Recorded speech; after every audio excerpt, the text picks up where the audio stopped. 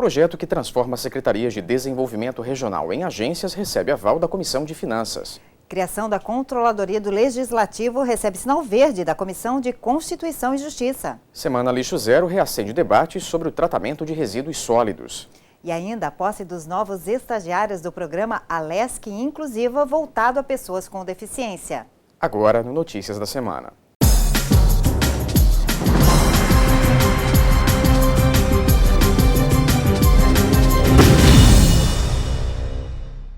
O projeto que transforma as secretarias de desenvolvimento regional em agências está bem mais perto de se tornar lei aqui em Santa Catarina. A proposta é que extingue cargos e modifica a estrutura dessas instituições passou pela Comissão de Finanças e Tributação. O PL 260.8 de 2015 é de autoria do governo do estado. Atualmente são 36 SDRs. Se a mudança for aprovada em plenário, serão extintos 106 cargos de provimento em comissão e outras 136 funções gratificadas. Também será extinta a SDR da Grande Florianópolis. Durante a reunião da Comissão de Finanças e Tributação, os parlamentares aprovaram o texto original do projeto. De acordo com o relator, deputado do PSD, Darcy de Matos, o PL atende um anseio da comunidade sobre a redução dos gastos públicos.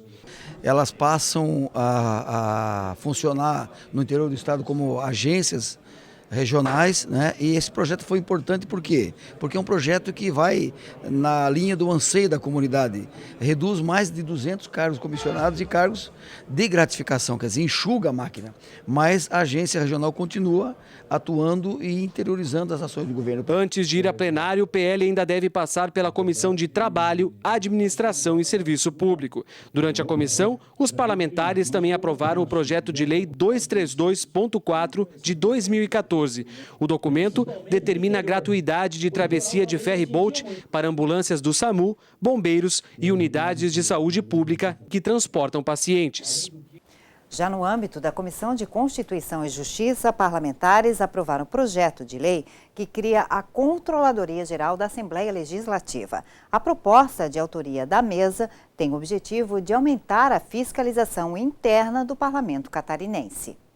A Controladoria Geral terá o objetivo de monitorar as atividades de controle interno da Assembleia, podendo também implementar auditorias e fiscalizar a apuração de possíveis irregularidades. A matéria, relatada pelo deputado Valdir Cobalcini, do PMDB, foi aprovada pela comissão. Garantir, que todos os atos da casa, todas as decisões da casa passem também por esta controladoria tão importante, já demonstrada em outros órgãos da administração pública, seja do Estado, seja dos municípios, e agora a casa, através da mesa diretora, apresenta esse projeto. Nós relatamos pela aprovação da matéria, entendendo que ela é, sim, muito importante para o momento, inclusive, que nós vivemos, seja aqui na casa, mas seja para colher o sentimento, inclusive, da sociedade brasileira, da sociedade catarinense. Eu acho que, então, vem em boa hora esse projeto e, por esta razão, nós fizemos o relatório pela aprovação da matéria. O projeto que cria a Controladoria foi um dos assuntos destacados pelo presidente da Assembleia Legislativa, deputado Gelson Merizio, do PSD. Em entrevista à imprensa, ele falou também sobre a extinção de cargos no Poder Legislativo. Veja na reportagem de Deluana Bus. A entrevista coletiva foi realizada na sala da presidência do Parlamento catarinense. Durante quase uma hora, o deputado Gelson Merizio, do PSD, respondeu perguntas e fez um balanço das ações administrativas realizadas na casa entre os anos 2010 e 2015. Citou a implantação do Portal da Transparência, a adoção do ponto biométrico, a criação de regras mais rígidas para a concessão de diárias, a redução de funcionários terceirizados e a devolução para os cofres do Estado, durante 4 anos consecutivos, de recursos excedentes do 12º, prática que deve se repetir em 2015, com a previsão de mais de 100 milhões de reais devolvidos. Durante a coletiva, o presidente também falou sobre 2 novas iniciativas do Parlamento.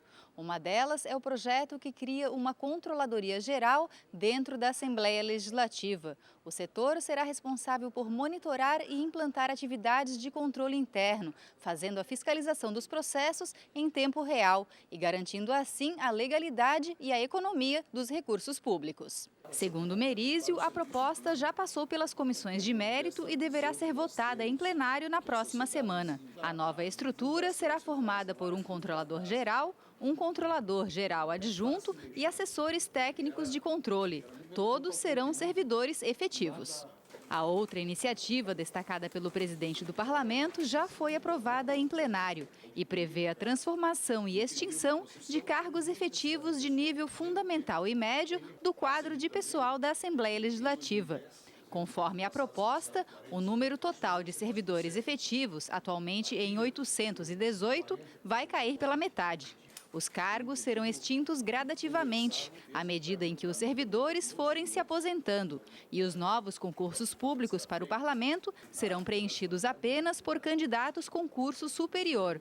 Segundo Merizio, o objetivo é qualificar o quadro de servidores e, ao mesmo tempo, reduzir a máquina pública. Nós esperamos racionalidade nos gastos públicos, passar uma mensagem para a sociedade de que nós temos uma compreensão que é preciso se enxugar a máquina pública, reduzir o tamanho das máquinas administrativas para que se possa ter mais recurso para a saúde, para a educação e para a segurança pública. Nossa é uma casa legislativa que tem dificuldades por ser uma casa política, mas que está fazendo um esforço e um movimento muito grande no processo de transparência e de redução de despesas, que é o que cobra a sociedade. E veja ainda hoje, seminário debate inovação na atenção aos dependentes de substâncias psicoativas. E mais, a preocupação com a destinação correta dos resíduos sólidos. Nós voltamos em instantes.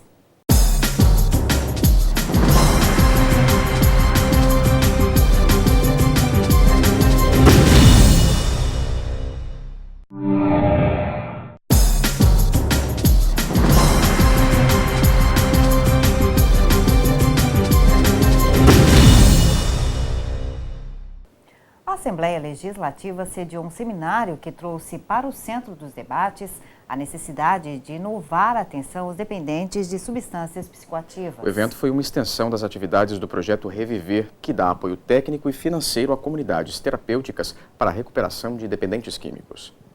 O seminário promoveu um debate sobre as atividades das comunidades terapêuticas do Reviver. O projeto apoia comunidades que atuam no combate, tratamento e prevenção às drogas. Autoridades e técnicos participaram das discussões e destacaram a importância deste trabalho para a sociedade. O objetivo do projeto é melhor qualificar essas comunidades terapêuticas que estão aí, fazendo um trabalho social de extrema relevância, porém relegadas à clandestinidade. Então, tirá-las desse ostracismo, né, e melhor qualificá-las para que continuem o seu trabalho. Durante o seminário, o público também recebeu orientações sobre uma nova resolução do governo federal que regulamenta as atividades das comunidades terapêuticas. O chefe de gabinete da Secretaria Nacional de Políticas sobre Drogas veio a Florianópolis falar sobre a regulamentação. Antes não existia uma legislação específica para comunidades terapêuticas, aplicavam-se somente as regras da vigilância sanitária, mas agora nós temos uma que fala exatamente o que as comunidades terapêuticas são, o que elas não são, o que elas devem e não devem fazer. Então temos ali uma estrutura de deveres das comunidades, de direitos dos acolhidos, como as comunidades devem se organizar em relação à rede de saúde e de assistência social no território. A ideia é que elas não fiquem isoladas, a ideia é que elas trabalhem em conjunto com os atores que já estão, que já fazem parte desse problema de tratamento e recuperação de dependentes químicos. Um relatório público sobre comunidades terapêuticas foi apresentado aos participantes e vai servir para dar suporte pedagógico e didático ao projeto Reviver. É fundamental essa proposta porque hoje nós temos ainda um grande desafio.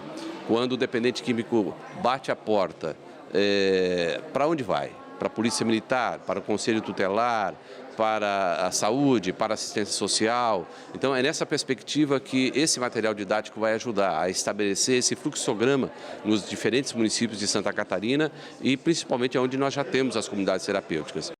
Outro seminário realizado no Legislativo foi o que abordou o tratamento de resíduos sólidos. O evento foi uma das atividades alusivas à Semana Lixo Zero. Aqui no estado, o debate contou com a participação de um especialista norte-americano. De 2003 a 2014, a geração de lixo no Brasil aumentou 29%, 5 vezes mais que o crescimento da população no mesmo período. Apenas 58% desses resíduos foram para aterros sanitários. Os dados são da Abrelp, a Associação Brasileira de Empresas de Limpeza Pública e Resíduos Especiais. Ainda de acordo com a associação, só no ano passado, mais de 78 milhões de toneladas de resíduos sólidos gerados no país tiveram destino inadequado, oferecendo riscos ao meio ambiente e à saúde. E quase 40% da população não tem acesso a serviços de tratamento e destinação adequada de resíduos sólidos. Florianópolis vem se destacando por propor alternativas sustentáveis para reduzir e até eliminar o desperdício de materiais e a produção de lixo. Aqui fica a sede do Instituto Lixo Zero Brasil, uma instituição da sociedade civil fundada há 5 anos e que faz parte de um movimento internacional para a divulgação do conceito lixo zero no mundo. De 23 a 31 de outubro, a entidade realiza a Semana Lixo Zero, com a participação de aproximadamente 27 cidades do Brasil e Uruguai, que promovem uma série de eventos para estimular a discussão e a reflexão sobre a gestão de resíduos sólidos. Esta palestra, realizada no plenarinho da Assembleia Legislativa, fez parte da programação. Participaram legisladores, gestores públicos, investidores e empreendedores. O especialista em lixo zero, Steven Tive, é do Departamento de Meio Ambiente da cidade americana de São Francisco, considerada exemplo mundial no tratamento dos resíduos, com meta de ser lixo zero dentro de 5 anos. Localizada numa região com aproximadamente 800 mil habitantes, atualmente a cidade tem alto índice de tratamento de resíduos. Foram pequenas ações, como leis locais, que ajudaram a criar mais consciência ambiental nos cidadãos, destacou Steven Tive. De acordo com ele, a cidade de São Francisco, na Califórnia, chega a 85% de desvio de materiais para aterros ou para reutilização na indústria. Tive também lembra que a compostagem de materiais orgânicos, especialmente restos de alimento, também é outro ponto forte do programa. Este ano está sendo realizada a 6ª edição da Semana Lixo Zero, que, de acordo com o organizador e presidente do Instituto Lixo Zero Brasil, Rodrigo Sabatini, é a maior reunião em torno do assunto realizada no mundo. Aproximadamente 1.500 voluntários organizam quase 900 eventos até o próximo sábado. Está evoluindo muito rápido nos últimos anos e isso deve crescer bastante, porque nós temos diversos fatores que contribuem para esse crescimento. O aumento da consciência das pessoas, as mudanças climáticas, a escassez de recursos, quer dizer, a gente está consumindo muito o planeta e muito rápido. Então, todas essas coisas estão fazendo com que cresça a consciência e cresça a necessidade de a gente discutir o lixo zero. Já no âmbito da Comissão de Turismo e Meio Ambiente, o debate girou em torno da destinação adequada de resíduos da construção civil. Parlamentares e representantes de empresas e entidades apontaram a necessidade de regularizar o transporte e reaproveitar os materiais. Os brasileiros produzem quase 80 milhões de toneladas de resíduos sólidos no país. 60% deste total são da construção civil. O setor produz a maior parte dos materiais que precisam de um lugar correto para o descarte. E é aí que vem uma série de problemas. Um deles é a falta de espaços suficientes para o depósito desses entulhos. Mas não é só isso. Todo o processo de gestão dos resíduos tem que ser regulamentado. A legislação é muito clara nas exigências com relação ao gerenciamento dos resíduos de construção civil nos municípios. Então, hoje nós temos que colocar a legislação em prática. Temos que regulamentar os transportadores, temos que ter regulamentações práticas e concisas com relação à destinação ambientalmente adequada desses materiais, como é que funciona o processo de licenciamento de áreas de triagem e transbordo, de aterros, de usinas de reciclagem, como é que nós vamos controlar os transportadores, o que nós vamos cobrar dos geradores, ou seja, toda a cadeia necessita de uma regulamentação. Essa regulamentação ela já está explícita na legislação e tem que ser trabalhada entre os municípios para que seja colocada em prática. O presidente da Associação Catarinense de Engenheiros Sanitaristas sugere um caminho para a solução: trabalho em conjunto entre os municípios da Grande Florianópolis. Os resíduos, eles circulam entre os municípios como um todo. Resíduos gerados em Florianópolis, por exemplo, são descartados em São José, Palhoça, Santo Amaro e vice-versa. Então, tanto a cadeia produtiva, os geradores, são construtoras que estão em todos os municípios, quanto os transportadores acabam circulando em todos os municípios também, assim como os resíduos. Ou seja, se nós visualizarmos isso de maneira metropolitana, nós teremos mais condições de ter êxito no solucionamento desse problema. Na audiência pública, todos esses problemas foram debatidos entre as entidades do setor, empresas e parlamentares.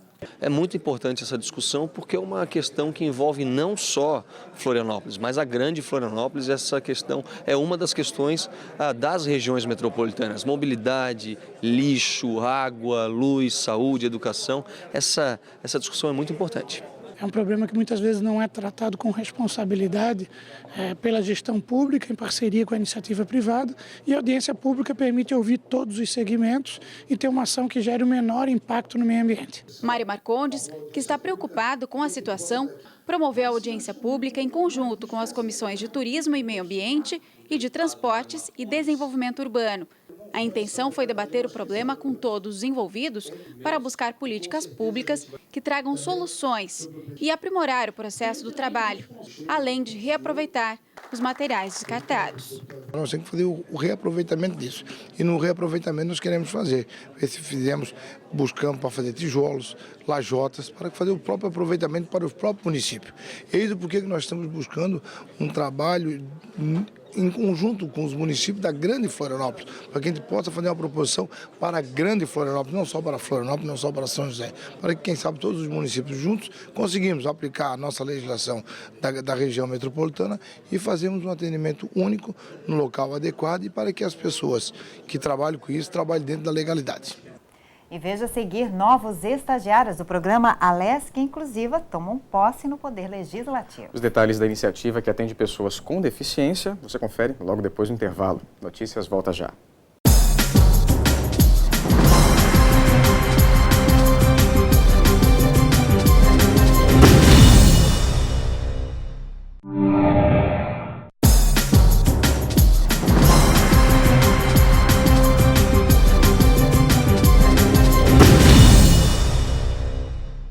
Autoridades, líderes de entidades de classe e representantes do setor produtivo discutiram na Assembleia o ajuste fiscal proposto pelo governo federal. O debate abriu espaço para questões como o retorno da CPMF, o aumento de tributos federais e cortes de recursos para Santa Catarina.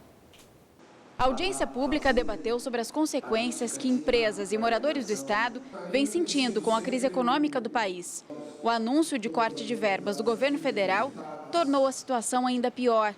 O ajuste fiscal propõe diversas medidas, entre elas o corte de repasses ao Sistema S, do qual fazem parte Senai, Sebrae e outras entidades, e o retorno da CPMF, com uma alíquota de 0,2%. Deputados estaduais e entidades de classe presentes na audiência pública fizeram discursos contrários a essas mudanças. Se, por um lado, o governo federal tenta, através da criação de impostos, salvar a sua parte, que é acertar o seu caixa, por outro lado, vai abrir um buraco muito grande nas empresas que vão ter que pagar essa conta, haverá demissões e não haverá, o que é mais importante para mim, acréscimo na receita pública, nem estadual e nem municipal. Portanto, nós vamos contribuir cada vez mais, como sempre contribuímos, e vamos receber cada vez menos. Foram várias as críticas feitas às proposições do governo federal. O retorno da CPMF foi um assunto discutido entre todos. Para a União, a volta do imposto do cheque seria responsável por um ajuste de metade das contas públicas de 2016, totalizando 64 bilhões de reais. A CPMF foi extinta em 2007 e, para que volte a ser cobrada, é preciso a aprovação do Congresso Nacional. O imposto incide sobre todas as movimentações bancárias. O governo federal se afunda numa crise jamais vista. 70 bilhões de déficit orçamentário, não fez as reformas estruturais, a tributária, o pacto federativo, a previdencial, nem a política, né? E agora quer que o trabalhador pague a conta criando mais um imposto que é a CPMF. Portanto, essa audiência pública serve para contextualizar e, sobretudo, para mobilizar as forças políticas e empresariais do estado de Santa Catarina contra essa atitude do governo federal. Diversos representantes de entidades de classe participaram do debate. Entre eles, o presidente da Federação das Câmaras de Dirigentes Lojistas de Santa Catarina, que também se mostrou contra os cortes do governo federal e disse que o estado já vem sofrendo os impactos da crise. Nós hoje temos uma carga tributária muito alta e o comerciante, o lojista, o pequeno lojista não tem mais laço, não tem de onde tirar para mais uma nova carga tributária. Então, nós estamos nos sentindo muito apertados, estamos desistindo de ter o ramo de empresário. Alguns pequenos lojistas estão desistindo em função dessas ameaças e desse descaso do governo federal em todos os sentidos. Nós vimos que pagamos muito e temos pouco, quase nada. A discussão foi proposta pelo deputado Mário Marcondes, do PR, e realizada em conjunto com a Comissão de Finanças. A mobilização na Assembleia vai ser levada adiante. A obrigação nossa agora é justamente cobrarmos desses deputados federais para que votem, primeiro, contra a CPMF, justamente pelo fato da questão de que isso vai onerar as empresas produtivas do nosso estado e a gente sabe que quem vai pagar, no final das contas, são os trabalhadores. No final das contas, o consumidor final vai acabar pagando a criação de mais um imposto, o aumento dos impostos. A segunda situação é cobrarmos para que o governo federal altere esse federalismo que aí existe, possibilitando que os municípios, os estados e os municípios é quem tenham a maior arrecadação desses impostos, para que fiquem com esses impostos, para que possam dar continuidade aos programas que neles é que estão a base da economia. Nós vamos fazer todo o release da nossa audiência de hoje, foi todas as proposições que foram feitas pelas entidades, algumas proposições de nossa autoria, para que a gente faça o encaminhamento ao Congresso Nacional, não só ao Fórum Parlamentar Catarinense, mas também a todos os deputados e senadores que compõem o nosso Congresso Nacional, como forma de repudiar qualquer tipo de corte de Santa Catarina, bem como a criação da CPMF. Os novos estagiários do programa Alesc Inclusiva acabam de tomar posse. Todos têm algum tipo de deficiência e vão atuar no Parlamento Catarinense. O presidente da Assembleia Legislativa, deputado Gelson Merizio, do PSD, deu boas-vindas aos novos estagiários. Eles foram recebidos por servidores da casa, representantes de entidades que atuam no atendimento a deficientes, outros estagiários do programa e pelo deputado José Ney Ascari, do PSD, presidente da Comissão de Defesa dos Direitos da Pessoa com Deficiência. Os estagiários preencheram 8 vagas, 5 são novas e as outras 3 para a substituição de quem já cumpriu o prazo de permanência. O programa Alesc Inclusiva foi criado por um projeto de resolução aprovado pelos deputados estaduais em julho de 2013. O objetivo é oferecer formação para o mercado de trabalho e promover a inclusão social, a igualdade e a ampliação de oportunidades para os estudantes com deficiência.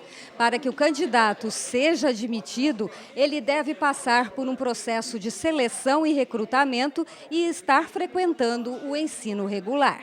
As vagas foram divididas entre estudantes com vários tipos de deficiência. O Fernando é um dos novos estagiários. Ele é deficiente físico, cursa arquivologia na UFSC, onde já fez estágio na biblioteca. E agora vai trabalhar no Centro de Memória da Assembleia Legislativa. Estou emocionado em dizer isso, porque é um projeto que realmente enxerga o indivíduo, não as suas deficiências, mas a capacidade que nós temos de superar, de acordar todo dia com um sorriso mediante tantas dificuldades e poder ensinar para eles um lado mais humano e o que é realmente ser humano, né? É enxergar o ser, o indivíduo, as suas necessidades e alcançar um caminho junto com ele para ele poder ter todos os objetivos concretizados.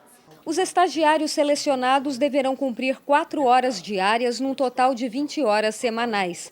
Eles recebem remuneração sob a forma de bolsa de trabalho no valor de R$ 950 para estudantes do ensino superior e de R$ 650 para quem cursa o ensino médio. O estágio dura 1 ano, podendo ser prorrogado por mais 1.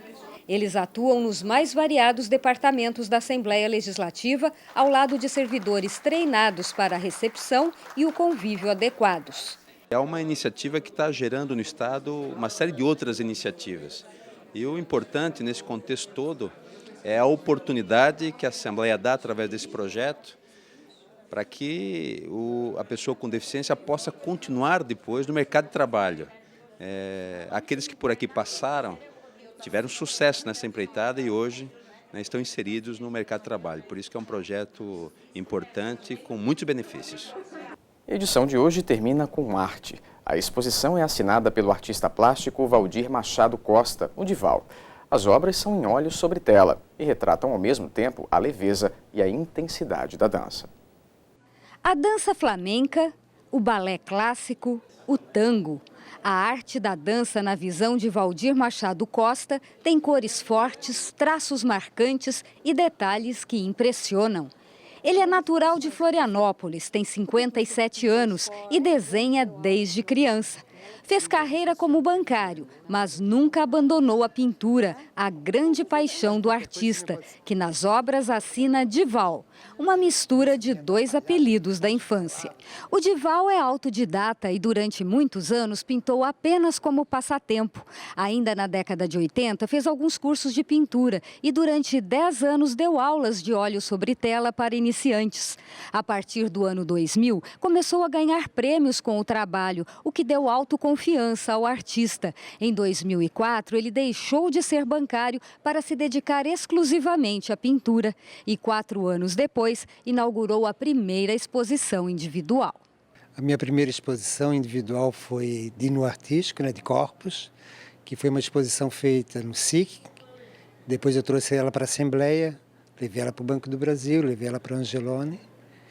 E em 2011 eu fiz um tema Arte Sacra, onde eu levei ela para a Casa da Cultura em Joaçaba, levei ela para Nova Trento também e fiz na Casa da Cultura em São José. Dival é adepto do óleo sobre tela, uma preferência que o acompanha durante toda a carreira.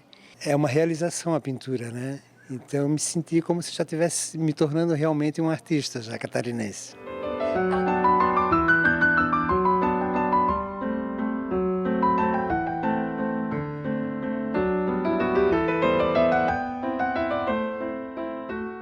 Por hoje é só, Notícias da Semana vai ficando por aqui. A gente se vê semana que vem no mesmo horário. Até lá.